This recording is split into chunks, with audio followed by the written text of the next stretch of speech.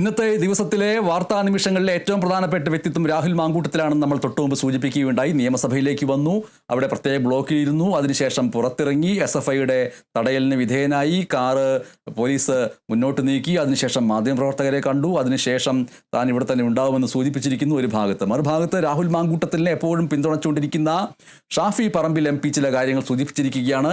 കേരളത്തിൽ പോലീസ് CPMന്റെ ഗുണ്ടകളെ പോലെ പെരുമാറുന്നുവെന്നാണ് ഷാഫി പറമ്പിൽ MP പറഞ്ഞിരിക്കുന്നത്. ഡ്രസ്സ് ധരിച്ചിരിക്കുന്ന വസ്ത്രം കാക്കിയാണെങ്കിലും എടുക്കുന്നത് പാർട്ടിക്കുള്ള പണിയാണ് എന്നാണ് ഷാഫി പറമ്പിൽ ആരോപിക്കുന്നത്.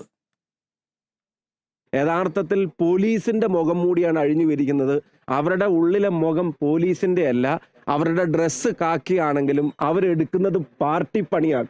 CPM പണി, പാർട്ടി പ്രവർത്തനം നടത്താണ് പോലീസ് വേഷത്തിൽ. പാർട്ടി ഗുണ്ടകളെ പോലെ പെരുമാറാണ് പോലീസ് വേഷത്തിൽ.